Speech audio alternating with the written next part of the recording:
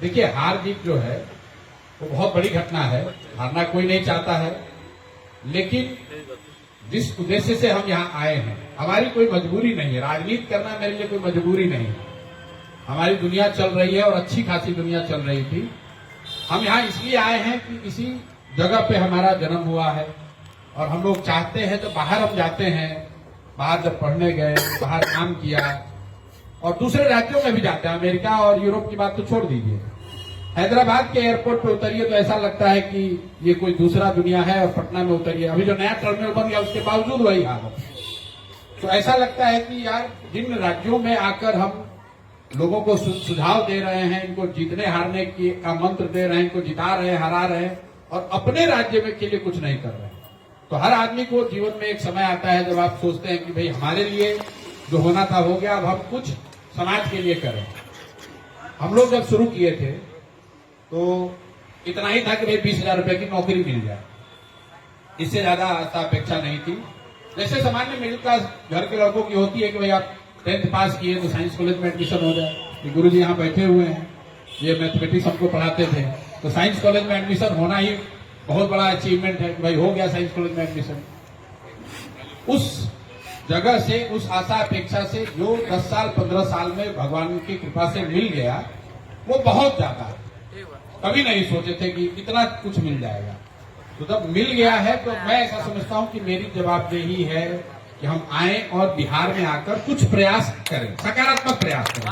बाकी drawing room में बैठ के चर्चा तो सब लोग कर ही रहा है कि ऐसा होना चाहिए, वैसा होना चाहिए, लेकिन वो करने के लिए जो हिम्मत, जो संसाधन, जो चाहिए था, वो ये समझ के आए हैं कि भैया इसमें 10 साल लग सकता है, 20 साल लग सकता है, मेरी जीवन की सारी कमाई इसमें खप सकती है। और कमाई का मतलब सिर्फ पैसा नहीं है, जो प्रतिष्ठा और जो आपको लगता है भाई प्रशांत किशोर जाएंगे, जो एक छवि है कि भाई ये जाएंगे और बस चुनाव जिता देंगे, ऐसा नहीं है। कि हमको ये पता नहीं है कि हम बिहार आ रहे हैं तो ये सब धूल दूसरित हो सकता है, लेकिन हमारी हार में भी कोई हमको गाली नहीं देगा कि हम बिहार में कुछ गलत कर रहे हैं, ऐसा कुछ नहीं कहे। हमने कोई गुनाह नहीं किया है। वोट मिले न मिले, हम लोगों ने बिहार को जातियों में बांटा नहीं, हम हिंदू मुसलमान किए नहीं, हम पैसा वोट बांट के वोट खरीदे नहीं। आपको बताया कि भाई आपकी जो स्थिति है, इससे निकलने का रास्ता क्या है। लोगों को बात अच्छी भी लगी। अगर लोगों को बात अच्छी नहीं लगती तो हम यहाँ जैसा लोग बताते हैं यहाँ पर सब जाति पर ही होता है, तो हमको सुनने के लिए कौन आता है। हजारों लाखों करोड़ों लोग सुनने आए, सबसे ज्यादा लोग हमको सुनने आए। लोगों ने सराहा कि नहीं, बात तो ठीक कर रहे हैं, वोट नहीं दिया। तो एक और स्टेज है, 30, 35, 40 साल से एक आपकी मेंटल, इमोशनल, सोशल एक आपकी कंडीशनिंग है।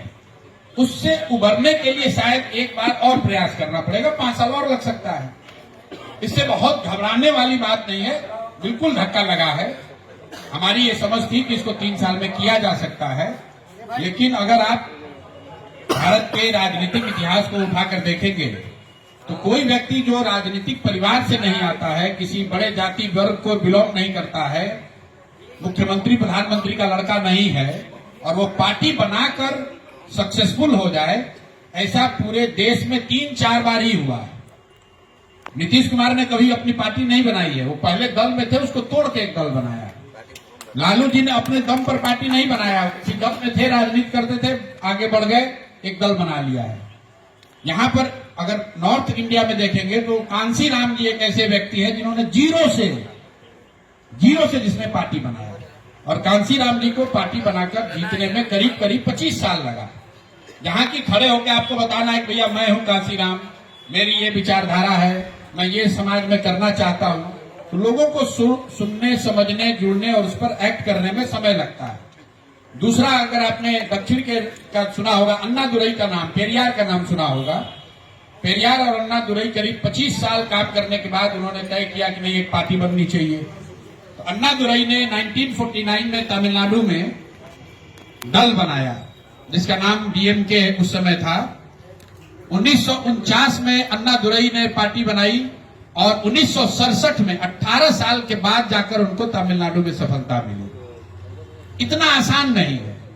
केसीआर ऐसे व्यक्ति हैं जिन्होंने की अपनी पहचान से एक नया दल बनाया, तेलंगाना जीता, उनको करने में 23 वर्ष लगा।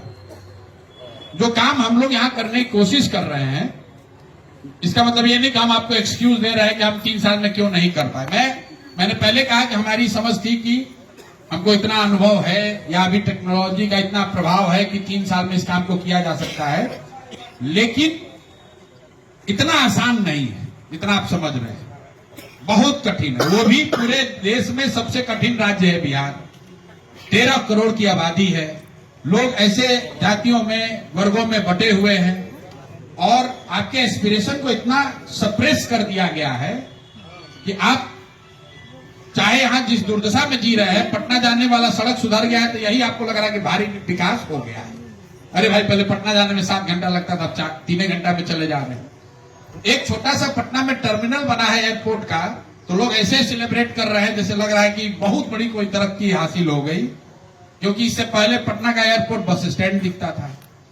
तो यहां पर एक पॉलिटिक्स करने का ये भी तरीका है कि एस्पिरेशन को इतना नीचे रखिए कि थोड़ा बहुत भी मिल गया, 5 किलो अनाज मिल गया तो वही बहुत ज्यादा है। इसके अलावा एक जो बहुत बड़ा फैक्टर यहाँ है वो लालू जी का फिनोमेना है। लालू जी सिर्फ एक राजनीतिक व्यक्ति या दल का नाम नहीं है, वो एक फिनोमेना है जिसने एक तरीके से बिहार में 90 के बाद राजनीति की, और उस 15 साल की राजनीति ने यहाँ के मनोस्थिति पर, लोगों के मनोस्थिति पर इतना गहरा प्रभाव डाला है कि पूरा समाज 2 भाग में बटा हुआ। एक समाज है जो कहता है कुछ भी हो जाए, चाहे भूखे मर जाए, लालू जी का राज वापस नहीं आना चाहिए, और एक समाज है कहता भैया कुछ भी हो जाए लालू जी को लेकर आना है। तो आप देखे बहुत लोग कह रहे हैं अभी हम तो वोट देना चाहते थे जन को, लेकिन लगा कि लोग जीतेगा नहीं, जंगल राज आ जाएगा, तो चलो भाई एनडीए को ही दे दो। नीतीश चलो खराब है, लेकिन कम से कम लूट मार, अपराध, रंगदारी तो नहीं हो रहा है। तो मैं ये सब आपको एक्सक्यूज के लिए नहीं कह रहा हूं। निश्चित तौर पर हम लोग के प्रयास में, उसकी शुद्धता में, उसकी तीव्रता में जरूर इंटेंसिटी में कमी रही होगी, तभी कुछ नहीं हो पाया, लेकिन ऐसा नहीं है कि उसका समाज में कुछ प्रभाव नहीं है।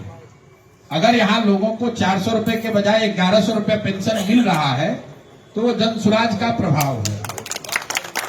अगर सरकार को मजबूरी में 10,000 रुपया बांटना पड़ा है, जो गलत है, लेकिन बांटना इसलिए पड़ा कि उनको मालूम है कि नहीं बांटेंगे तो चुनाव हाथ से निकल गया।